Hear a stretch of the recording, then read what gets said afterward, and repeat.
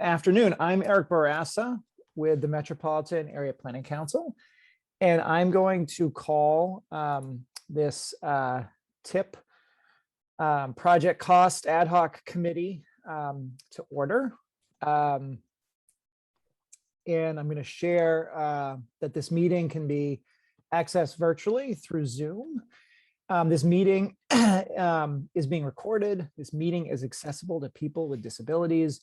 Zoom products are compliant with exceptions with the following standards: Web Content Accessibility Guidelines 2.1 Level AA standards, and revised Section 508 standards. If you require any additional accommodation in order to participate fully in this meeting, please contact Kate White, MPO staff at kwhite, W-H-I-T-E, at ctps.org, excuse me, or 857-702-3658.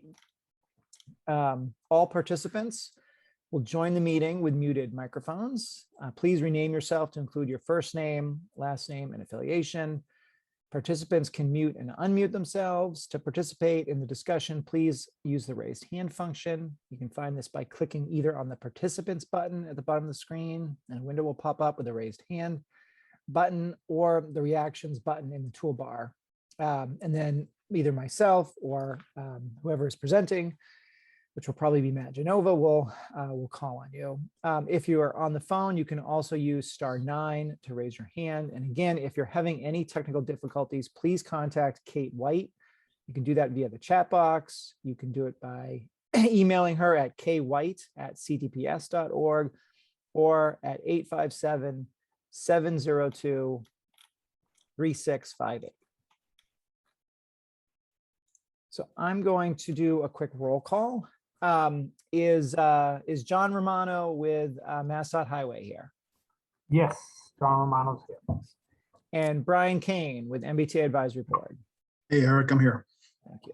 Len Diggins, RTAC. Here. Is Jim Fitzgerald with the City of Boston here? I'm not hearing him. Jay Monty with the City of Everett. Here. Thanks, Jay. Is Peter Pelletier here with Town of Medway? Don't think so. Tom Bent, City of Somerville? Here. And the last is Jennifer Constable with the Town of Rockland here? Okay, so not seeing any. We will go to the next on the agenda, which is public comment. I'm going to come back. Does anyone wish to make a public comment?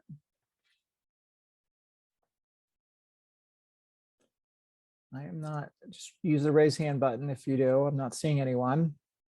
So we will we'll go to our first action item, which we're going to go to agenda item 3. So we're going to get approval of the summary. Do we need a formal approval of these? Yes, Eric, you do. We do. Okay. Thank you. Can I do them combined, or do they have to be separate? If someone makes a motion for combined, I think we can. Okay. Can I have a motion to approve the meeting summary of June 17th and July 18th? Eric, I'll make that motion. Okay, Tom made it. Second.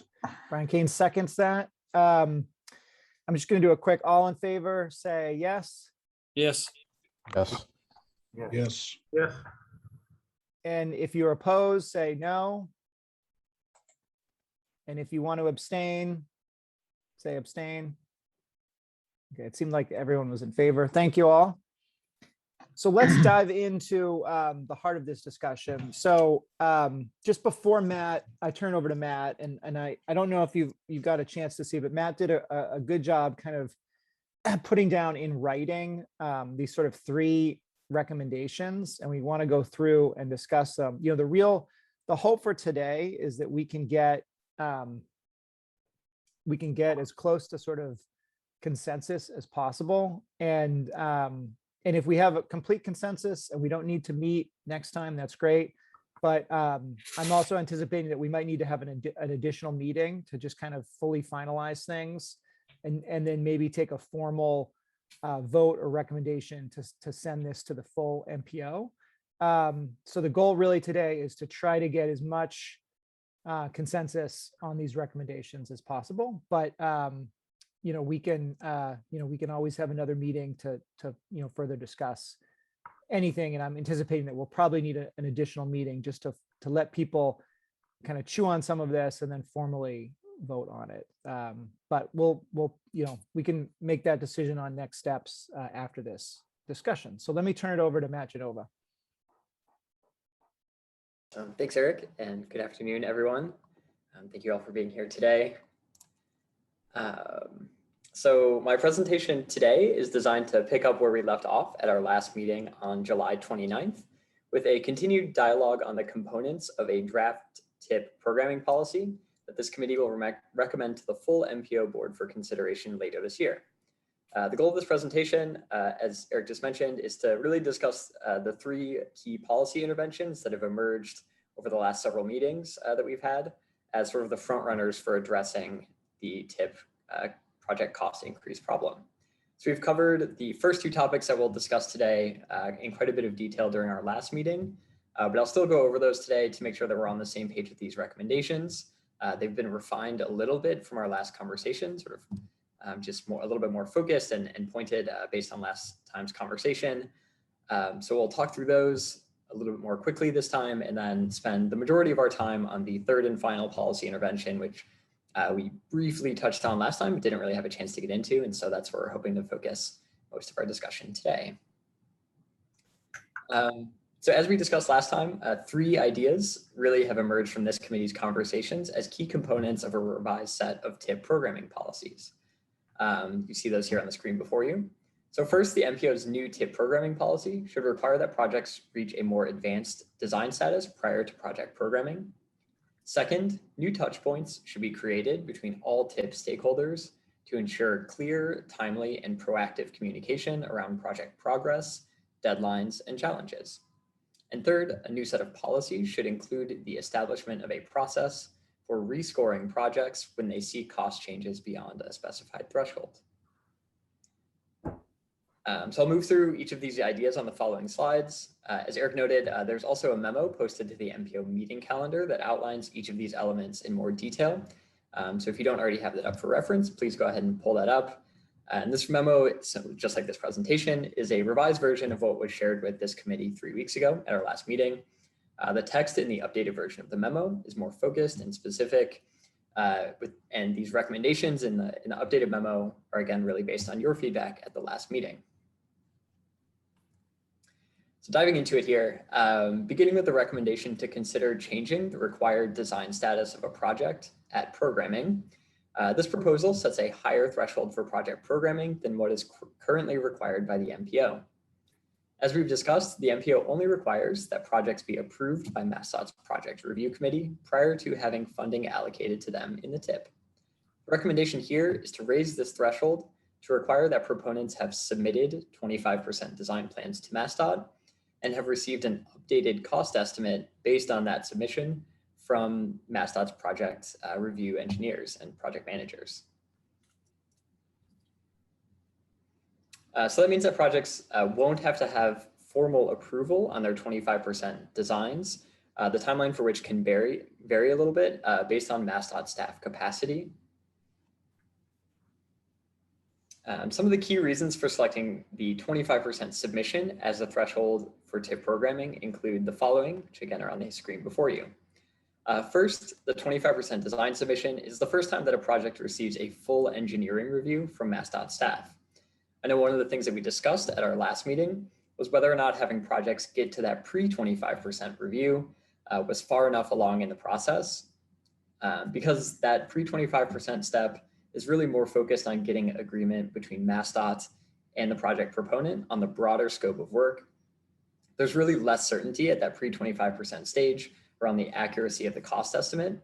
And so by waiting until a full 25% design set is submitted, the MPO can have a greater degree of confidence in the cost estimate, again, with MassDOT staff having a chance to do a formal engineering review and update the cost. Second, as we've discussed in past meetings, the transition from project review committee approval to 25% design is where we've historically seen the largest cost increases in TIP projects. Requiring 25% design submission is arguably the most important intervention in significantly reducing the scale of the current cost increase problem facing the MPO. And third, project proponents are familiar with the 25% design submission as a key step in the larger TIP process. Setting a less familiar threshold, such as the recently created pre-25% design review, may make this policy change a little bit more confusing and would result in the MPO relying on a step in the process for which there is little data to assess efficacy. And so just as a reminder, the pre-25% review process, and again, this is before the formal 25% design submission, is relatively new for MassDOT. It's something that began earlier this year. And so there's not a lot of data on how this is performing, and proponents are not quite used to this yet as a key step in the process. That's certain to change over time as MassDOT continues to roll out this new practice with more proponents. But in the meantime, the recommendation here is to rely on sort of a more well-solidified step in the design process that all proponents are likely already familiar with. So this policy change would be accompanied by 3 other complementary changes that are designed to create the greatest changes for success for all parties. First, the MPO should formalize a preliminary project evaluation step to allow proponents to have their projects scored by MPO staff prior to advancing to 25% design. This would provide proponents guidance on how likely their project is to receive MPO funding before significant local funding is invested in design. Projects could be scored anytime after PRC approval, and these scores could be shared with the MPO so that the board has an understanding of the projects in the pipeline for funding in the near future. Second, the MPO should establish a year-by-year project development benchmark, set of benchmarks to set clear expectations for proponents from the time of TIP programming until their projects are advertised for construction bids. These benchmarks could be similar to those created by the Cape Cod Commission that we discussed at an earlier meeting, and could likewise be used as an opportunity to check in with proponents throughout the project development process.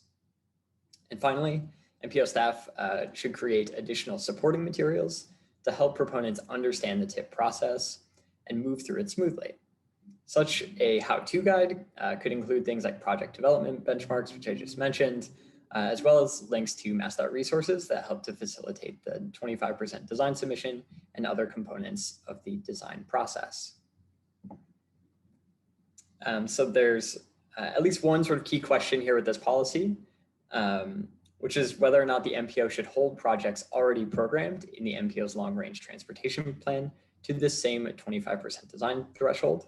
So as a reminder, the MPO's current policy is to score long-range plan projects before they're programmed for TIP funding, but the board should also set clear expectations for these proponents on when they will be considered for funding and the extent to which they need to have steps in the design process completed before being considered. So I can stop here briefly. I know we've got this question on the slide, but we can always come back to these questions sort of at the end if we want to do it all at once. Since again, we want to sort of focus on the third recommendation here. But of course, if anyone has any sort of objections or concerns to the policy.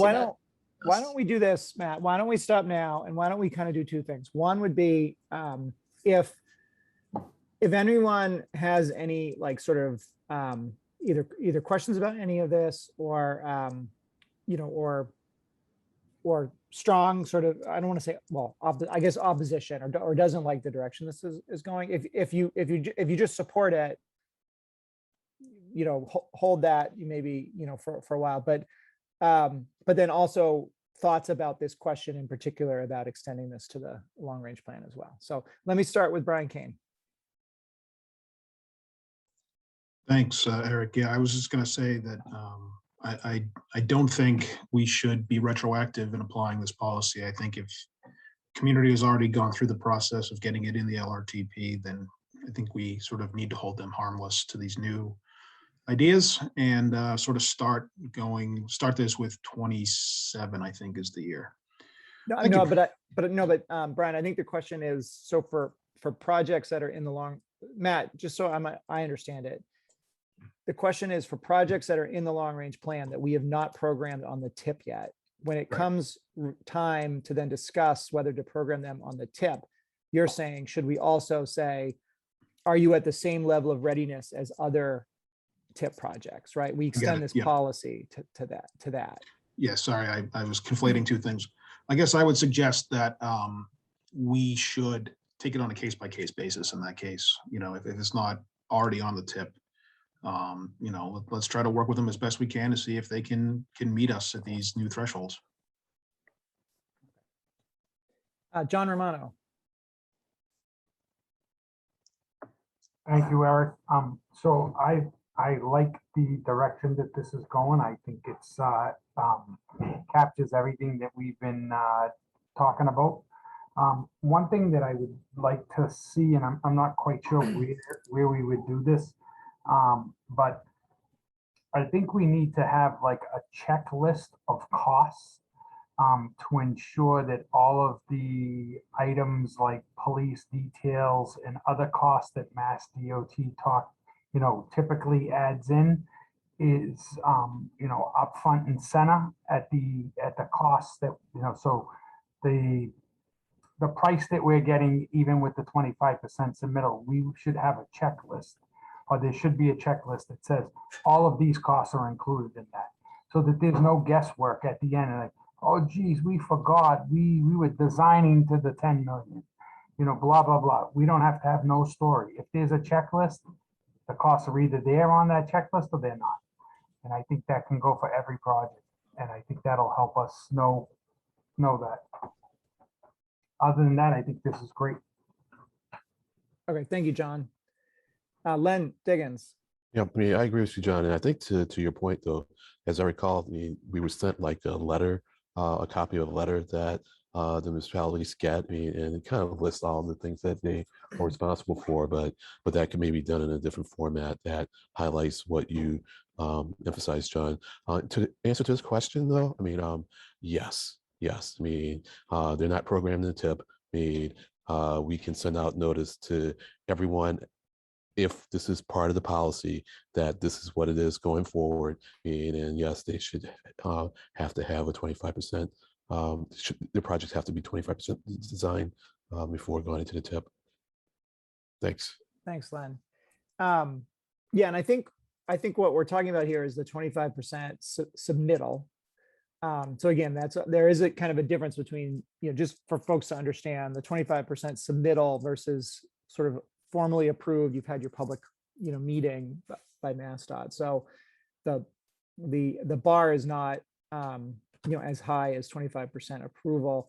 I would tend to agree with Len, because I think it's these large projects that also can really go up in cost. And I think if we put something, in the long range plan, they tend to be large. And if we're going to program them on the tip and they haven't even gotten to the 25% submittal level yet, I worry about that. By being on the long range plan, that should signal to MassDOT to be working on them. And we have some, precedent for that, like the McGrath project right now. MassDOT is engaged and involved in that project. So yeah, that would be in my perspective. Steve Olenoff. Yes, I think I brought this up before, but we always get one number, just the amount it's going to cost, and I think we should get a breakdown. We don't want, what all the charts and stuff, we want to have all those numbers on, but we're somewhere easy to get to where they present the description of the project. They should have the cost and then the breakdowns, which shows the police contingency, all the different, and break it down, not too much, but a moderate amount, so we have a good idea of really what's going on, something better than what we have now. Is that reasonable? I mean, my understanding is that is included in the, in the submission of these materials, that they do have the costs, break it down. We don't see that really as MPO members, because we don't. Yeah, as MPO members, it'd be nice if it wouldn't be thrown in front of us, but if we wanted to see it, we could, click somewhere on the website and we could see it easily. Okay, thank you, Steve. Len, do you have something else?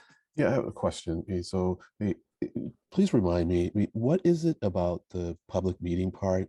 Is that some special threshold where, if we have that public meeting and there's something about the project, that means that it'll either be, well, I'm sorry, I'm getting confused in my question because I don't have the question clearly. It's just that I would very much like for there to be the public input part before we move forward with it, because I think that's an important part of the consideration, because it's at that point, that the project can often like go change. And I think if we wait, if we make a step before that, I think we set ourselves up, for surprises. But I think we decided against doing that. I'm trying to understand the reason that we decided against doing that.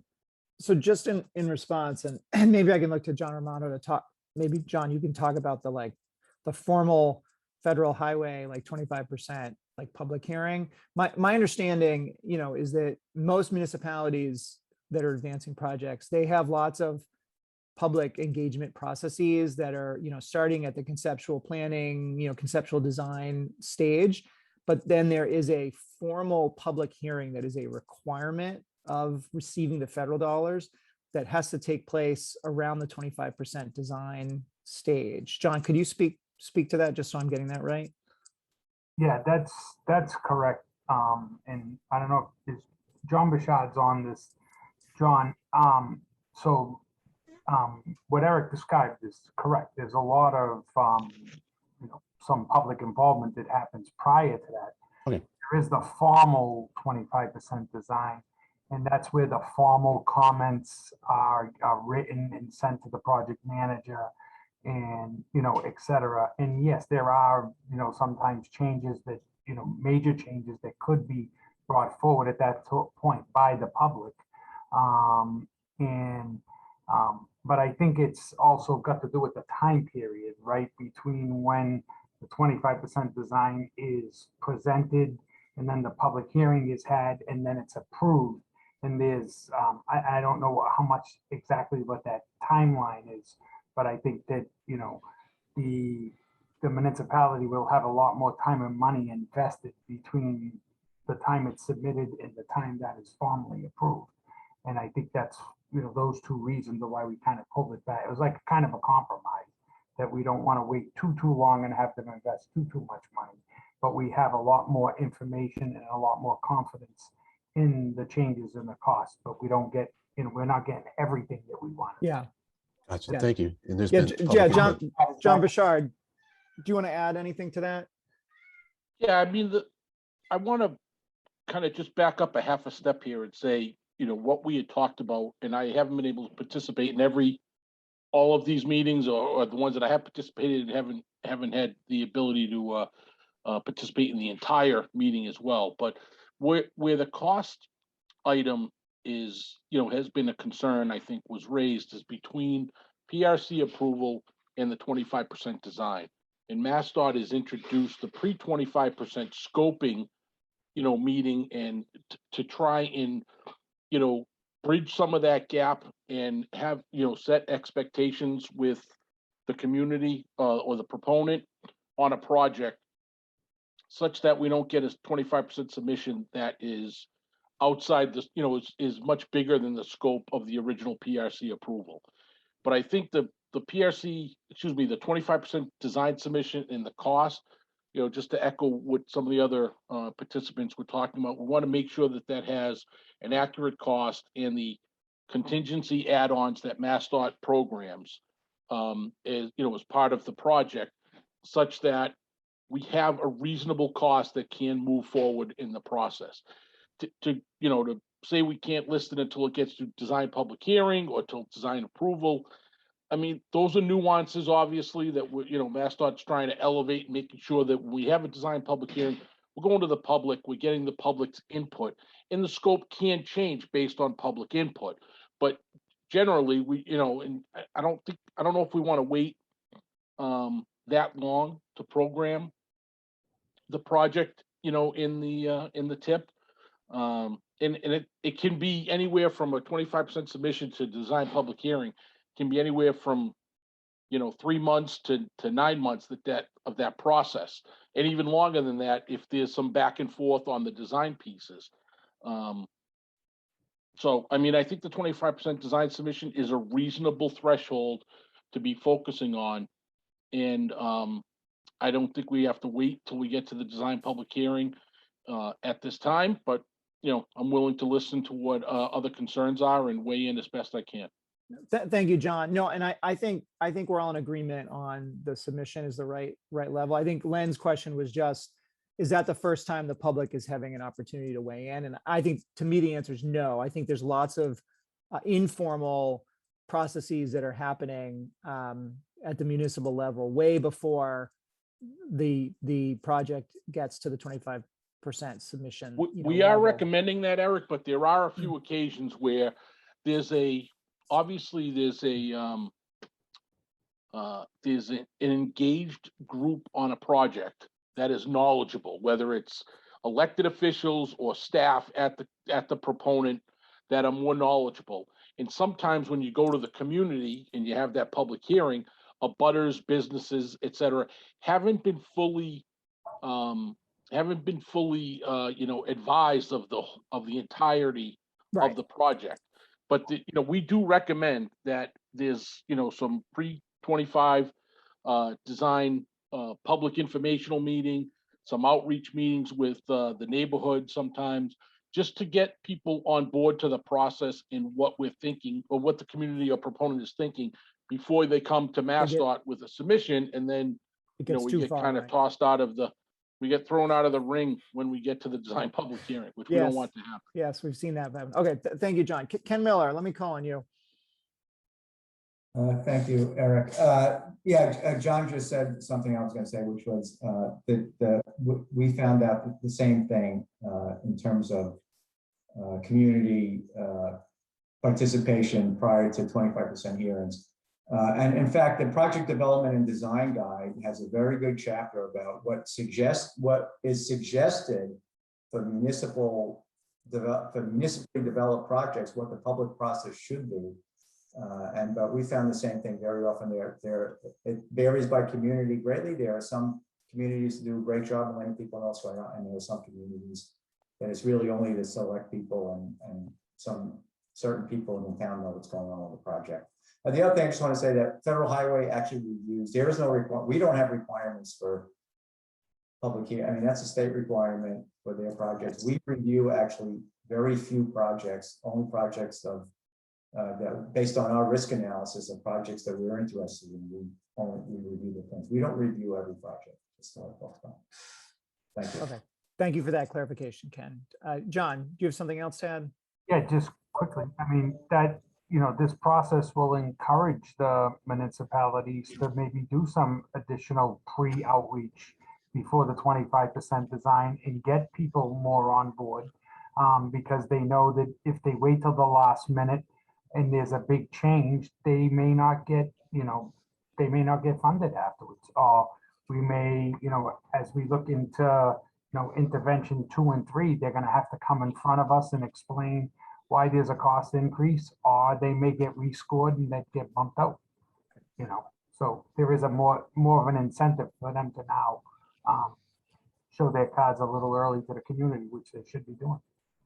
Yeah, thank you. So, so Matt, I think let's start to move on. I think we did hear, some responses about whether we extend this same policy to the long range plan projects, but why don't we let folks sort of chew on that one, and that's one that we can kind of bring back for the next meeting as well. Yeah, sounds perfect. And yeah, like Eric said, if you have thoughts on that later, feel free to raise them, but we'll go ahead and jump into recommendation number 2. So in terms of increasing TIP stakeholder communications, the recommendation here is multifaceted. Changes to these communications would involve establishing biannual check-ins between MPO staff, project proponents, and MassDOT staff on project status. And this would be over and above regular communications with proponents and communities generally, just about the TIP process. These changes would also include encouraging project proponents to include MPO staff on any design submissions to MassDOT. And one component of this would be the ability to go ahead and have those updated cost estimates shared directly with MPO staff. And then MPO board members at any point are interested in reviewing more of an item by item cost breakdown, the information can always be shared once we've got it in hand. And then third here, changes would involve requiring that project proponents present to the MPO when there are major cost or scope changes to their projects. Again, as John Romano just said, provide folks with a little bit of incentive to keep things under control. And if they can't, go ahead and come to us, explain what's going on, and then decisions can be made from there. So this policy is really critical, or these set of policy changes are really critical for three key reasons. First, this updated policy provides the MPO board with more complete and timely information with which to make project programming decisions. Second, this new policy supports an environment where proactive conversations can happen around project issues before they balloon into significant cost increases or scheduled delays. And this aligns well, again, with the proposal that we just talked about, the 25% design programming threshold. It's really both of these policies seek to limit the number of cost increases that are actually seen by the MPO to begin with. If we can head these off before they happen, we don't have to get into recommendation number 3 here, which we'll talk about in a minute, where we have to sort of make decisions about how to handle cost increases. And then third here, this policy would help foster greater proponent accountability for their project, especially as it relates to cost and schedule. So just like the last recommendation, I've got another sort of question here that we can either take now or we can hold till the end. And this is really around enforcement. And it's really sort of what action should the MPO take if project proponents don't meet these new sort of required engagement components. And so a lot of this that I just went over is really similar to what we talked through last meeting. But again, if folks have concerns about any of this or want to clarify anything, we can stop here for a minute. Otherwise, whenever folks are ready, we can move on to recommendation number 3. Yeah. So any strong feelings about this, Len?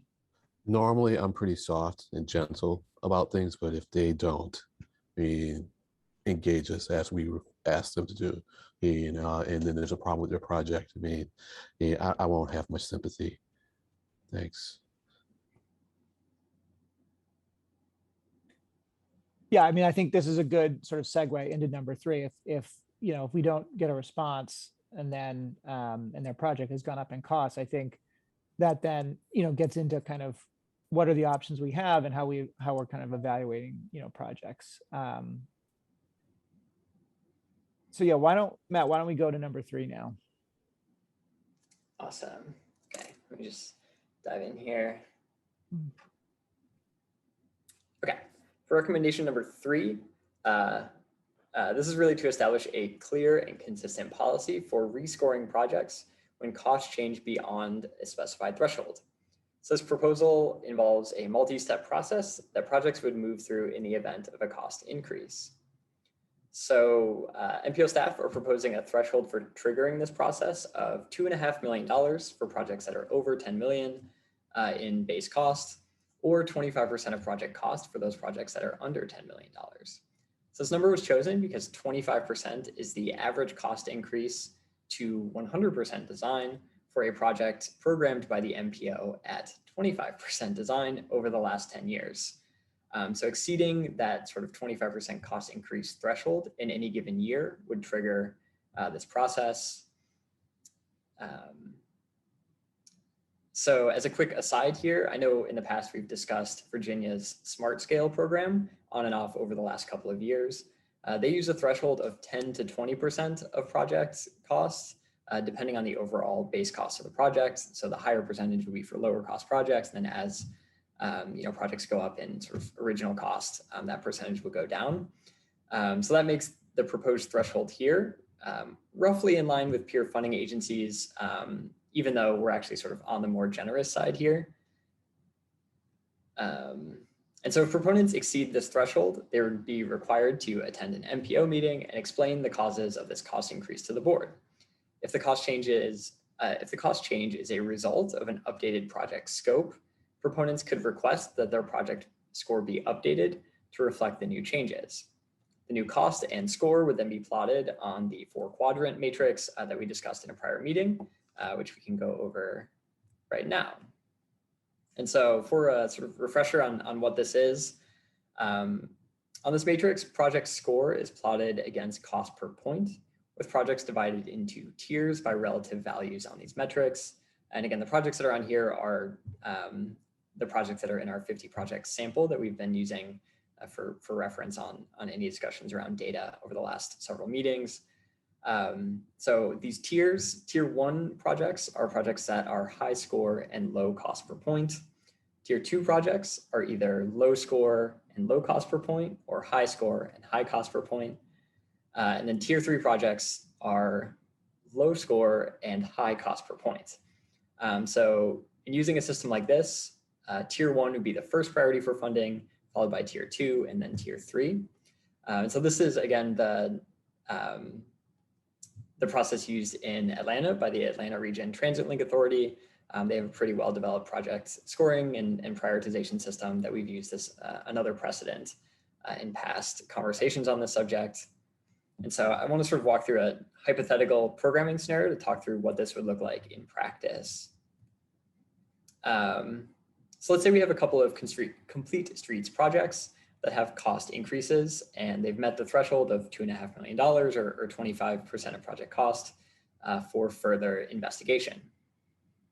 One shown here had a cost increase, but didn't have a change in score. So the project was a tier 2 project to begin with, and then it remained so after its cost increase, again, sitting at the same score. Let's say we have another project, which started as a tier 1 project, but moved into tier 2 due to a significant cost increase. You can also see that this hypothetical project went up in score as the cost increase was due to changes that improved the project's performance using the MPO's TIP scoring criteria. So the point of using a system like this is that it allows the MPO to understand the relative value of projects. This can help with decisions that need to be made, or when decisions need to be made about which projects to delay into a later fiscal year, or on the other hand, which projects to move up into earlier years in the event that costs increase or new funding becomes available.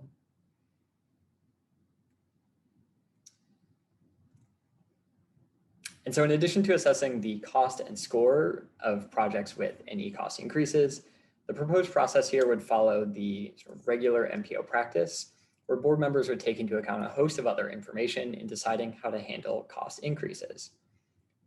The board would likely, as part of that process, want to consider things like the cost, score, and readiness of other programmed projects, the availability of funds across fiscal years, whether or not the projects with cost increases have had prior cost or readiness issues, and the distribution of MPO funds across investment programs, among other information. So this makes the 4-quadrant system that we just talked about just sort of an additional tool in the MPO's larger toolbox to interpret cost increases and assess possible paths forward. From there, the board would then need to make a decision on each project. The board may elect to fund the cost increase in full in the project's current fiscal year.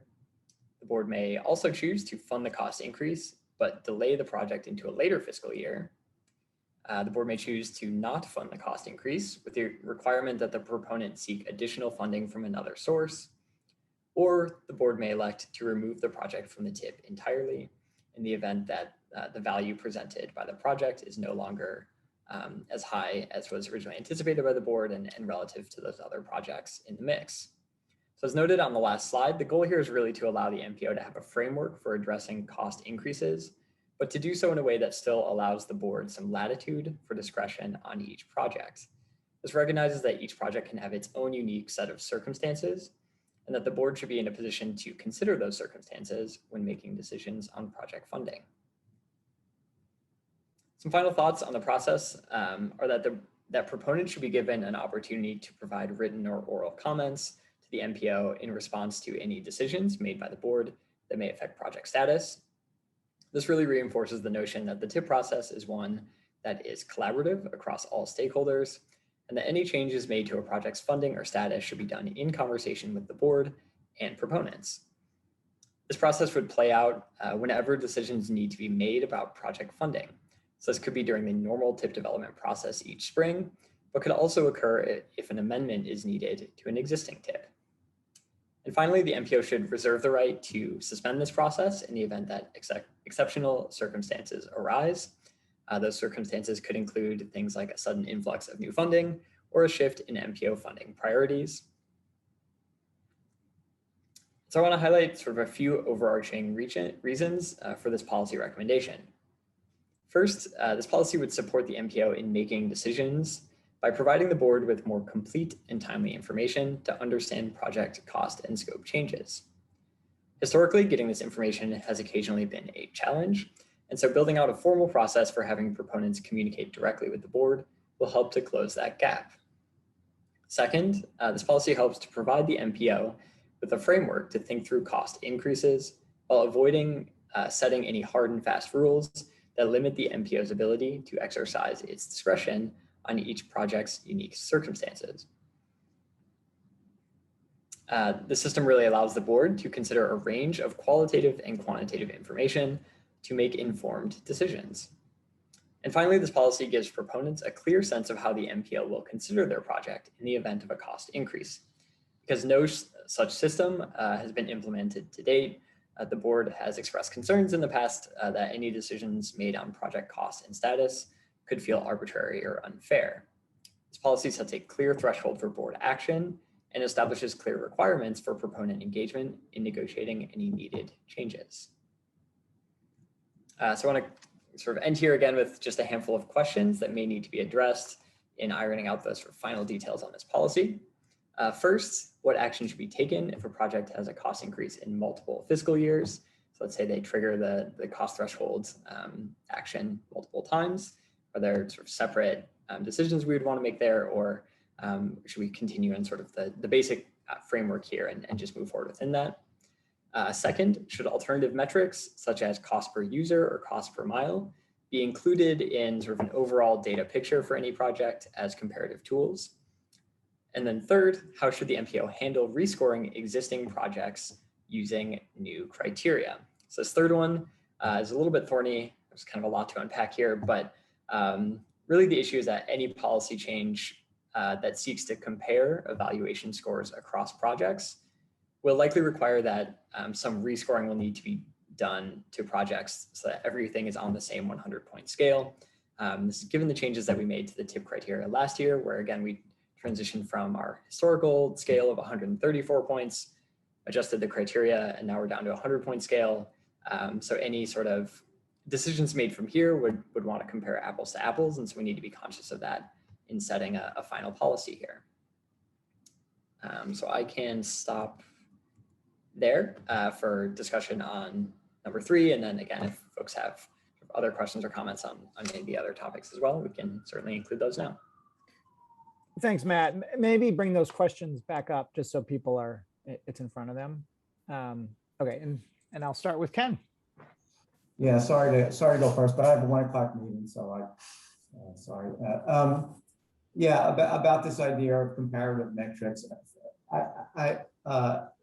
Absolutely, yes, you should use comparative metrics, but looking at your memo, Matt, you have a question about using costs, and so about projects are compared on the same scoring scale. I don't think that all projects need to be compared on the same scoring scale. I think you need to be able to compare like projects on the same scale. So for example, for bike projects, you could have one kind of measure, or more, cost per mile or cost per, but where for intersection projects, you could have one that makes more sense for intersection projects.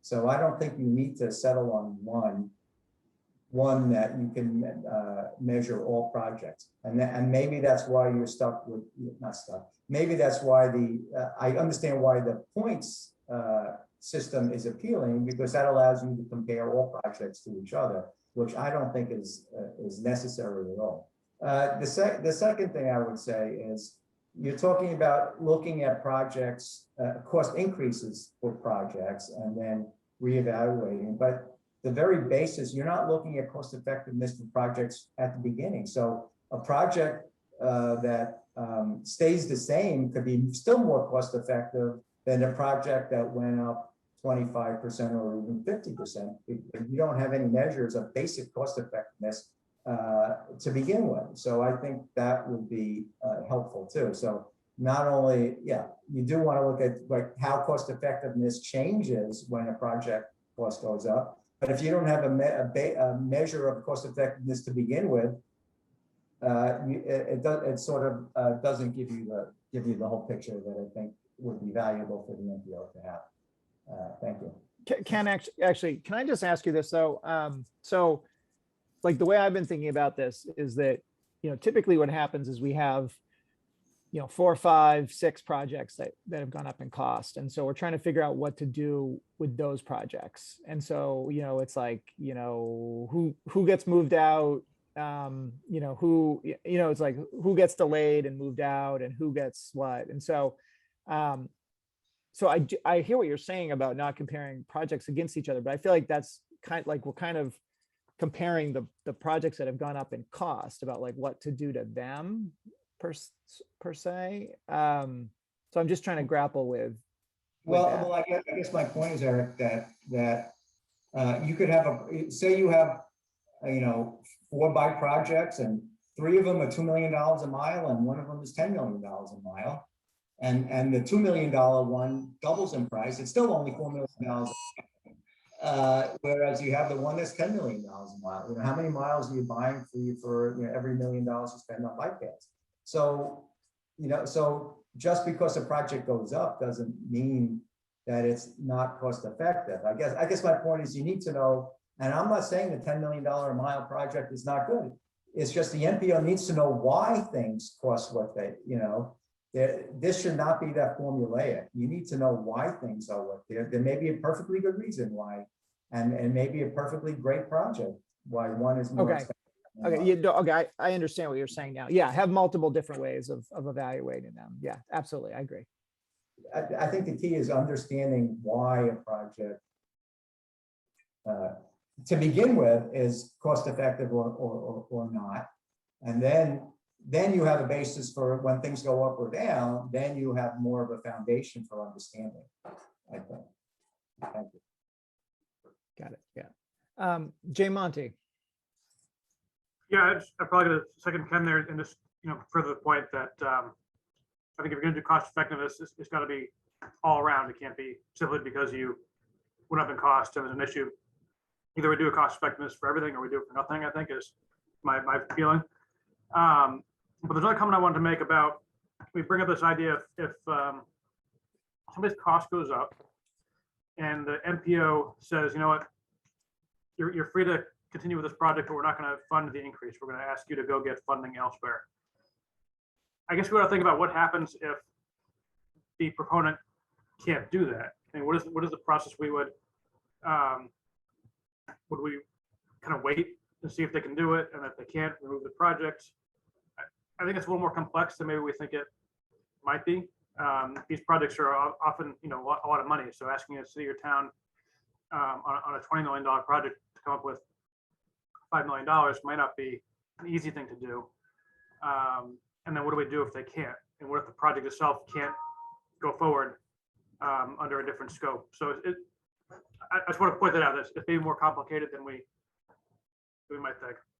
Yeah, Jay, I agree with you 100% on that point. I think the point of the policy is just to say, here are the 4 options that the MPO has. I mean, those are the 4 options we have. We don't have any other options. We can commit to a project, we can push it out, we can only fund what it was currently programmed for, or we can take it off the tip. There's nothing else that we can do unless we get more money somewhere. And so I just think we just articulate what are the things that we could or would do.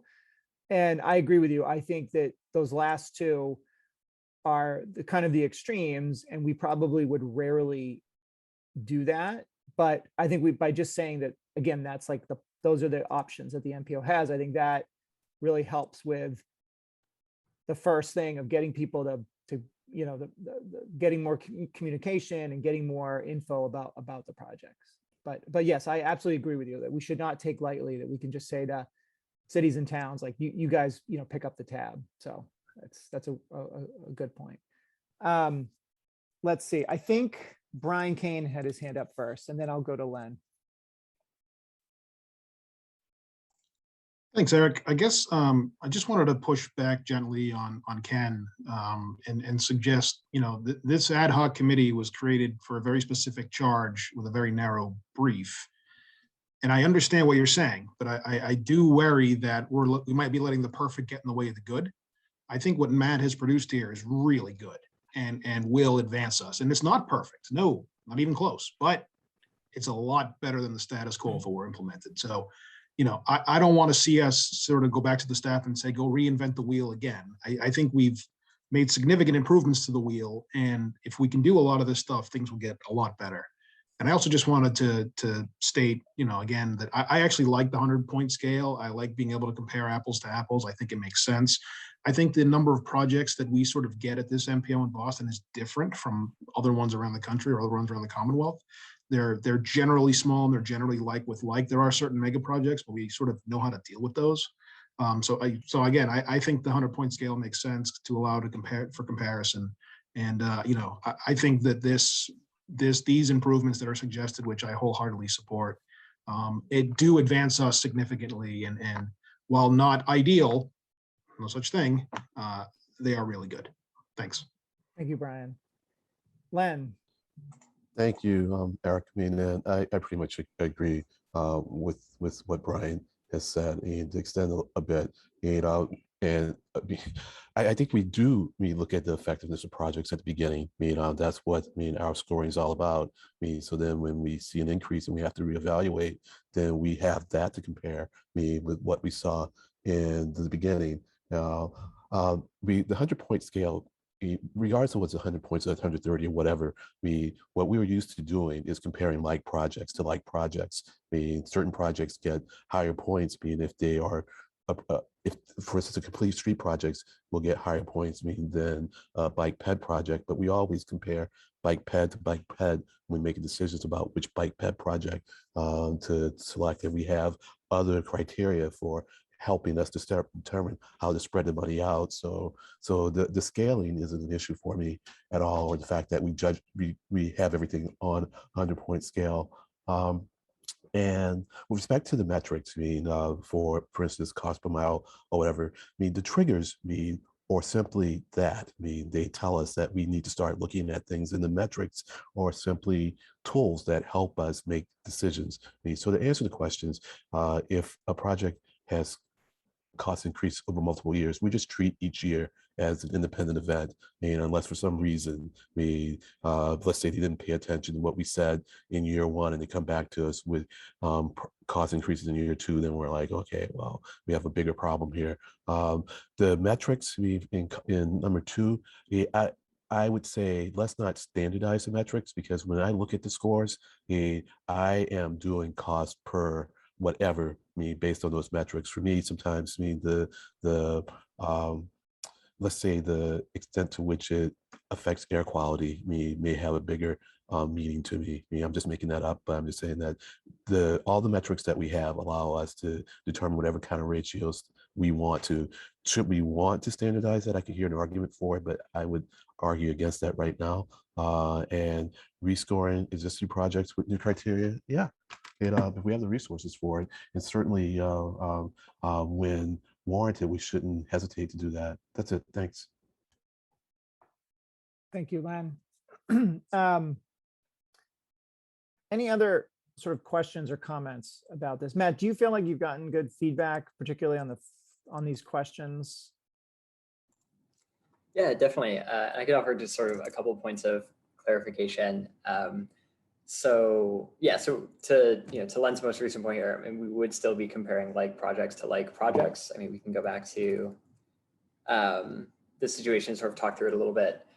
So the proposal here would basically be to say that we would put all projects on the same 100-point scale, regardless of what they were originally scored on.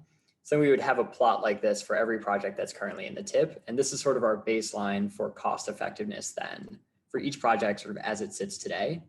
And then this is what we would assess changes on as well. And so we could say like, okay, tier 1 projects are what we've determined to be the most cost effective because they're high scoring, low cost per point, tier 2, tier 3, and so forth. So this would be sort of setting the baseline. And then this would be the tool, one of the tools along with to the point about sort of cost per mile or cost per some other units, we could introduce multiple of those for different projects, just sort of provide, extra sort of reference points on relative value. And then obviously, to Len's point here, I mean, we still have the, sorry, emergency alert. I don't know if you all are getting it as well, I but got that, yeah. yeah. Oh shoot. To Len's point, I mean, we still have, our main 100 points of scoring criteria, and, we try to break that down across safety, system preservation, et cetera, to sort of let you all know, how well projects are doing relative to each other across those issues. So I think, in short, I think the proposal here sort of addresses a lot of the main points that were raised. And then I guess just, the one last thing I would say, Jay, to your comment about, asking municipalities to foot the bill for an increase. I definitely agree with Eric's take as well. That's not something we should take lightly. We do have a precedent. I mean, the city of Boston did come in with some funds this year to help cover a cost change for the Rutherford Avenue project. And so there are instances where we could sort of really use this as an opportunity to open a dialogue with the municipality and say, is there even an opportunity for us to cost share on an increase? Does the municipality have funds that they could put towards a portion of that, et cetera? So I think the goal is to maintain that flexibility, but still give us the tools to use to have those conversations. So overall, I mean, I think this feedback is good, but obviously want to address anyone's concerns if there are other ones. Matt, thanks for that clarification. So you're thinking that, moving forward, when you do the tip development, you actually would after all the projects are scored, they would be plotted. And this could even be used to inform just kind of regular tip development decisions too. Exactly. Yeah. Great. So we are essentially now incorporating a cost, using our scoring, sort of a cost effectiveness into, into the tip development process too. Yeah, that's correct. Yeah. Great. So I feel like we're getting close to, getting some agreement on this approach.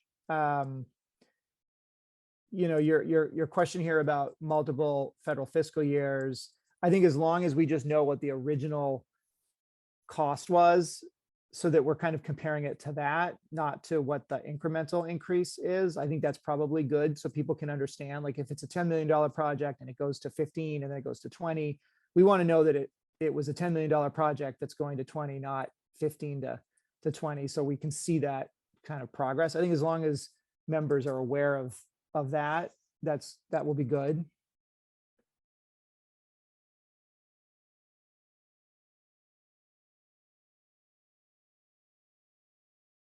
Okay. So Matt, do we have other issues we also wanted to bring up? Yeah, we have that. Just actually, I can move forward to the next section if folks are ready. We had some sort of just odds and ends questions that we can talk through. If we're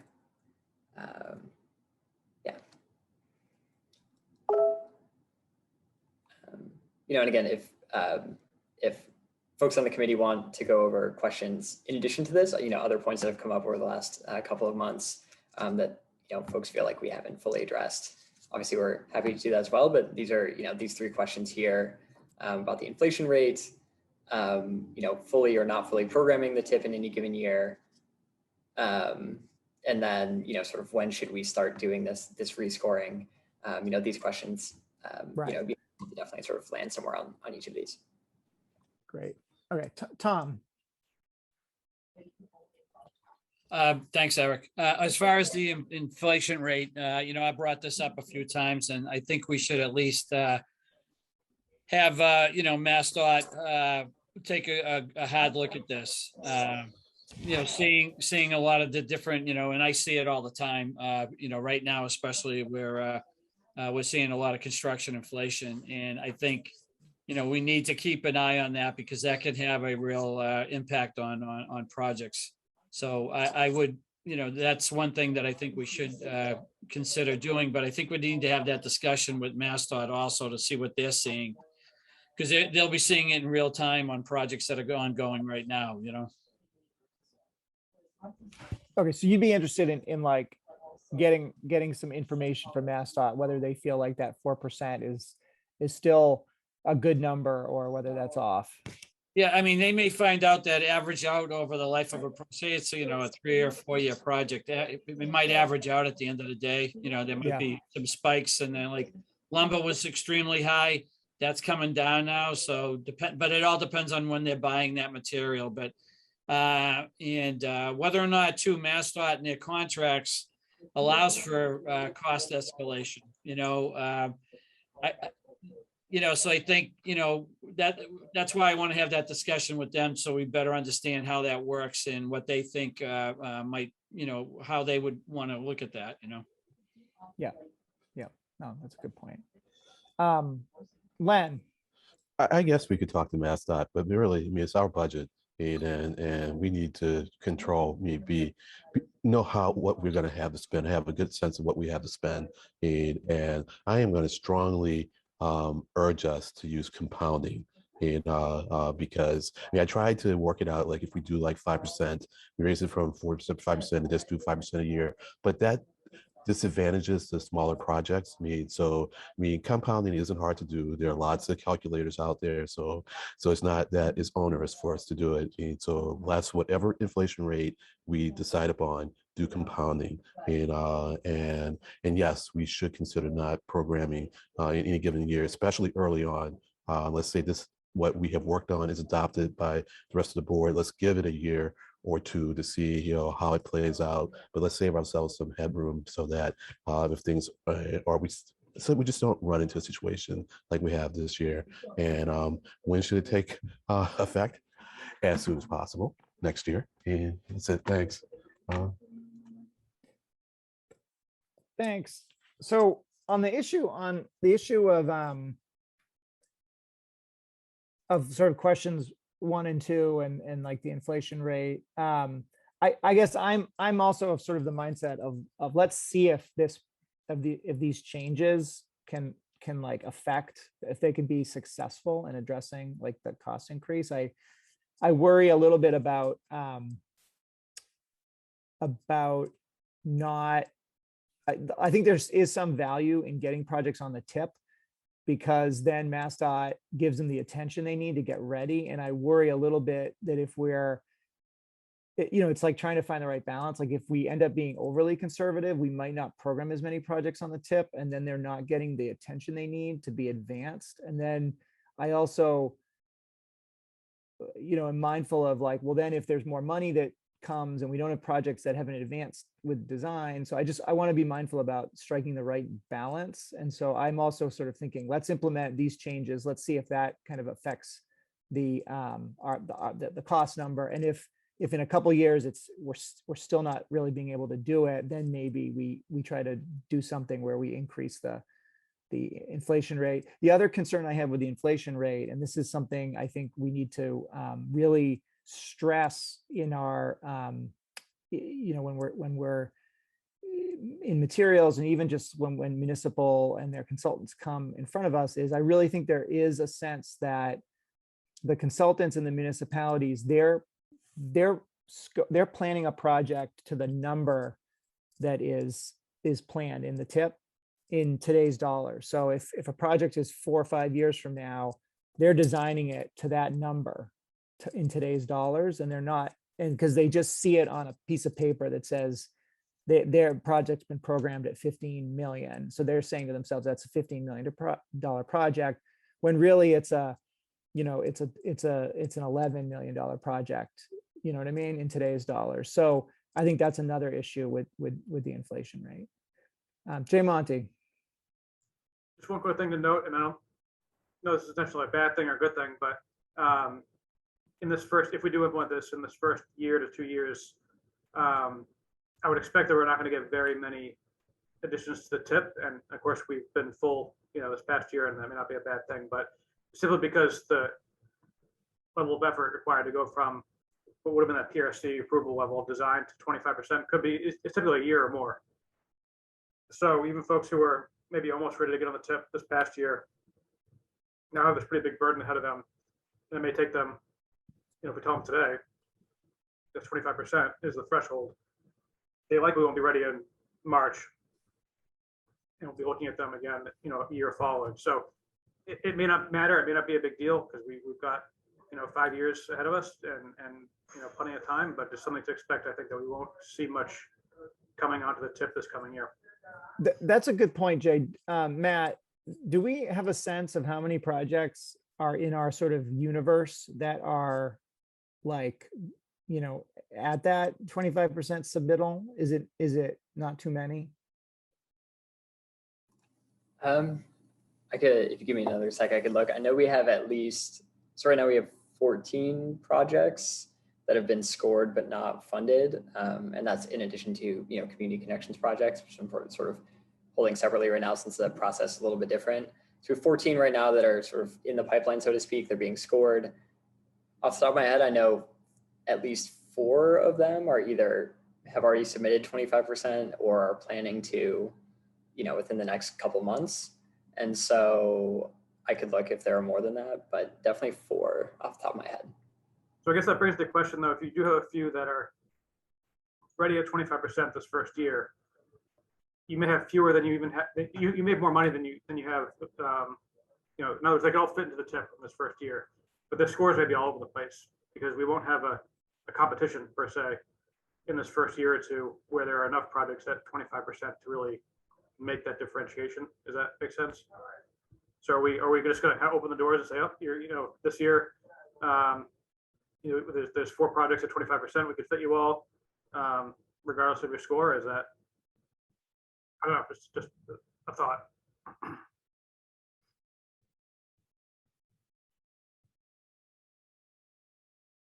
Yeah, and it might be that, it might be that we have to sort of ease this policy in a little bit. And like you said, where we say, I think this goes to question number 3 here.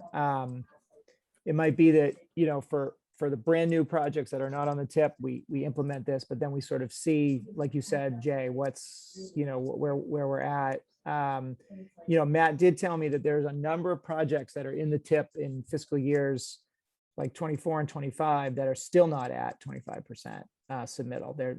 And so I think that and I know Brian has some strong feelings about this, so I definitely want Brian to weigh in on this, but I think it wouldn't be bad to say, look, we want this policy to, like, we're not going to kick anyone off the tip and say, you're off and then come back to us when you're on. But if your project goes up in cost, we expect you to come to us and explain it. And then we might even reevaluate you. And I think the policy should still apply to those people, but just with an understanding that they came in before we developed this. So we're going to give them a lot of lenience, but I still think we want to use this as a way to make decisions on whether we push projects out or how we're treating projects. I completely agree on that aspect. What I'm saying is in the next go around of the tip, let's say we just might not have as many in the ballpark. We're gonna have fewer folks trying to compete to get into the next tip year. Right. We may have fewer projects than we have room for. Like we may have $100 million of funding and $50 million for the projects, and so somebody may get in with a project that really doesn't score very well, but they had 25% design, and there's room for it. So how do we want to address that? So I think what would be great, Matt, is between now and our next meeting, can you actually bring some of that to the next meeting so we would understand like which projects as of like today are kind of like we like would be eligible for scoring, and then also there is a sense that some projects are going to get pushed into 26. I don't think actually, Jay, we're going to, I doubt we are going to have a problem of not having money to program, but that's just my gut because of other things. But maybe Matt could do a little work between now and the next meeting to shed some light on what that situation might be like. Cool. Thank you. Okay. But that's a really good point, Jay. Yeah, it's a great point, Jay. I appreciate you raising it. And I just did a quick check of the 14 projects that are were in the pipeline as of this most recent tip cycle. Probably 5 would be at 25% submitted by early 2022 when we'd be considering them. So it could be more than that. And there also could be new projects that come into the pipeline that weren't scored last year, but want to be scored this year that are already at that threshold. But for right now, my best guess would be like 5 projects. Thank you, Matt. Brian Kane. All right, muted. Thanks, Eric. I just wanted to say that I actually agree with what you just said in terms of implementation and timing. I mean, I think it's fair to call communities to explain themselves. There's absolutely nothing wrong with that. And I think, having a consideration for the fact that they're, a little further advanced along a timeline as we're implementing this. I mean, implementation is always a little messy, but we can do this. So I just wanted to say, I think you hit the nail on the head there, and you sort of got me. You convinced me. Thank you. Appreciate that. John Romano.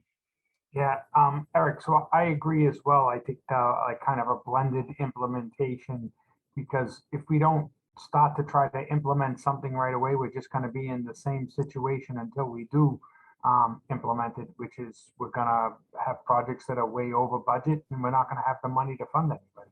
So we do have to take some of these steps right away. And then maybe it's next year, not this year's tip, but next year where we hard and fast say 25% or something like that. But I agree with the immediate approach. Great, thank you. Len. I maybe I'm missing something, but if the projects that we are scoring are dogs, we don't have to take them. So just because we score something doesn't mean that we have to take it if there are no other projects around. And so I'm not seeing an issue, with having a few projects, and then we end up with a low scoring projects. If they're bad, and we don't have to take them. And if we have fewer projects to program in the next couple of years, that's okay, because we just don't want to be in the situation that we're in this year again, and we're being responsible by taking these measures. That's it. Thanks. Thanks, Len. John, did you do something else, or was your hand? Yeah, a crazy question. So the new infrastructure bill that's coming down the pipeline, is that something we're gonna program, or would that be something outside this? And would any of this apply to that? Because we're probably gonna get a whole bunch of money and not, and like be scrambling to have projects to do that. Right. Yeah, no, I mean, obviously that's to be seen because it hasn't actually passed yet. But yeah, I mean, there will be more, there will be more formula funds without a doubt coming to both MassDOT and the MBTA. A lot of it is like, going to the bridge program and things like that. But I anticipate that our target will, these discretionary funds will increase by some amount. But again, that is to be seen. But yeah, I think that goes to a point that Matt had made about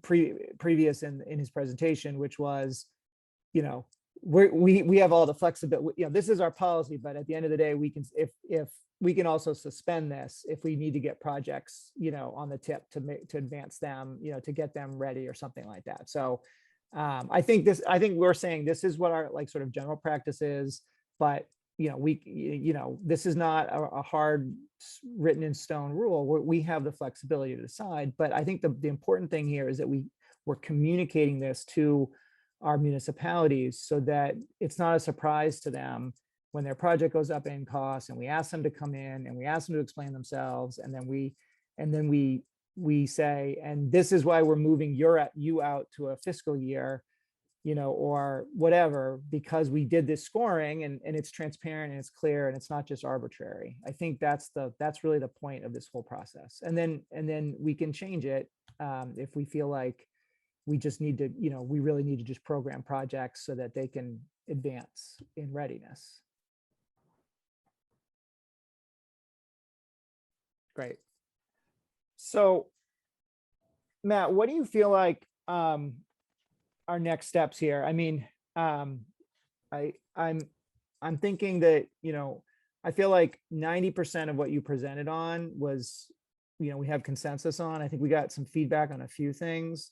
Do you feel like there's some updates to be made to the memo, to the policy document? Yeah, I mean, I think definitely on, you know, some of these questions here, you know, maybe adding some language in the overall proposal around some sort of like blended implementation or clarifying sort of when things would take effect. You know, I could draft certainly some language on that and then, you know, bring it back to see if we're all on the same page. And then, you know, I could sort of go through my notes, got a couple pages of notes here that I can look through to see if there are, you know, other sort of tweaks along the way. I know I got some answers to some of the other questions as well that I could include. And so, yeah, so I mean, you know, off the top of my head right now, I think the vision for one final meeting would be to basically just bring back the memo, take the sort of sections with questions in there off and just replace that with more like draft language for what we're thinking. And then, you know, if there are other points I would need to add or clarify along the way based on today's conversation, I could do that. And then the focus for that meeting would, yeah, really just be sort of make sure that we're all on that same page. And, you know, obviously if there are other issues that folks want to address, you know, feel free to raise those now or, you know, before next meeting, but just want to make sure that everyone, you know, is comfortable with where we land before we bring anything back to the board. Yeah, I mean, I'm getting the sense from today's conversation that there's consensus here. And I think what I'd like to do is just, you know, Matt, I think the earliest you could make those changes so people do have several days to review it. And then we come back at another meeting and we just sort of, you know, one last review, and then ideally we take a vote to approve it, which the vote would be to then, you know, send it to the full MPO for discussion and adoption at that point. In terms of a next meeting, you know, our next MPO meeting is September 2nd. There is a UPWP meeting in the morning. I think the agenda of that meeting is not a lot, right, Jonathan? The September 2nd meeting, is that That will be very short. It will be a short meeting, but it hasn't been finalized yet, but it will be short. It'll be a short MPO meeting. So I think we could meet afterwards on September 2nd. Does that work for folks? 2 weeks? Yeah, because I don't think this will be a long meeting either. So normally Yeah. I'm averse to 3 meetings, but I think we can do it. And I like to expedite, well, not expedite, but move this along. I mean, so yes. Let's say a 12 noon again meeting. And I think we can reach, you know, resolution on this and get a recommendation. Sounds good. Awesome. Great. Yeah, no, thank you all. This has been really good. I think we've made a ton of progress. Matt and CTPS staff, you've done a fabulous job. I really appreciate all the work you've put into this. Hear, hear. Yeah, no, I've enjoyed the process a lot. So it's been great working with you all. And of course, they're going to tear it apart in the full board meeting. We realize, right? Yeah. Yeah. Now, come on, let's stay positive here. Yeah, John Romano, your job now is to sell this to your MassDOT, you know, partners. So that's, you know, make sure you brief everybody. Yeah, well, at least Brian won't tear it apart. Yeah. You never know, Len. Yeah. So I skipped members items. Are there any members items? Okay, I'm not seeing any. So our next meeting will be September 2nd at 12 noon. Hey, Eric, one question. Yes. Should you maybe brief David on it before? Yes, we will. We absolutely will. Yeah. Yeah, I was kind of joking, but yes, no, we will brief the chair beforehand. Absolutely.